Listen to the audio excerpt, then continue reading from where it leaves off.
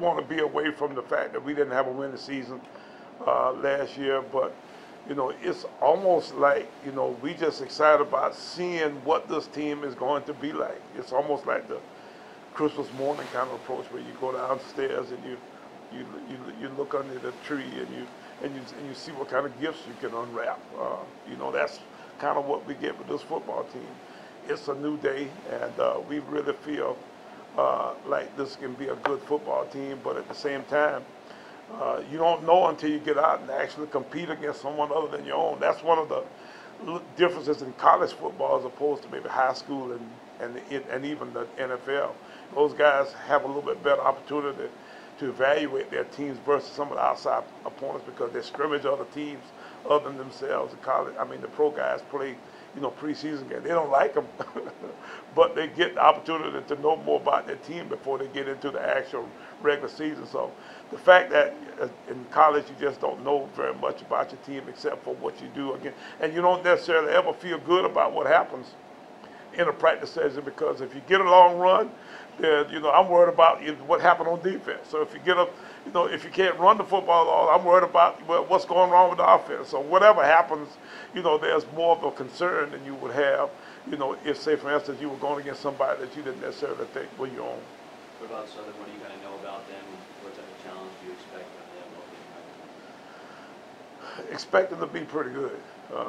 They've actually had a much better year last year and return about as much of their football team as we do. Their quarterback's really good. Can throw it around. He lost a couple of guys. They lost a 1,700-yard rusher. So, hopefully that will have an impression on them a little bit. And they lost 3 of their 5 offensive linemen. So they got some offensive line issues I'm sure that they're working through. Chennis Berry, their offensive line coach, though, is an old friend that we've known for some time. He was most of that staff's old MEAC guys. They were either A&T or Howard or some of those kind of guys. And then they've hired a defensive coordinator who was an A&T defensive coordinator, but we played them 2-3 years ago down in the Georgia Dome a couple of times. So he knows us inside and out. And Dawson Odom's their head coach, was in this league for a good many years. So those guys, will have a great understanding of what South Carolina State's about. And so we won't sneak up on them in any shape, form, or fashion. But now they've got great defensive line personnel. They returned 2 of their 4 starters there.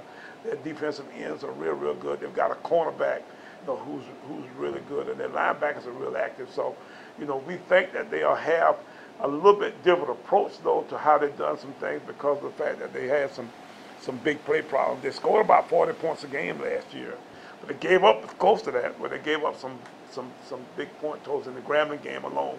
They gave up 40-some odd points last year. So, they had some issues that way. On the offense, I think they'll continue to throw it and run it around pretty good. If they can figure out how to get their offensive line going, then I'm sure they're going to try to run the football kind of similar to the way they did last year. But they'll lean on that quarterback to throw it around and run the team, get them in the right looks, checks, and be able to actually put them in those things that'll give them a chance to be successful against our team.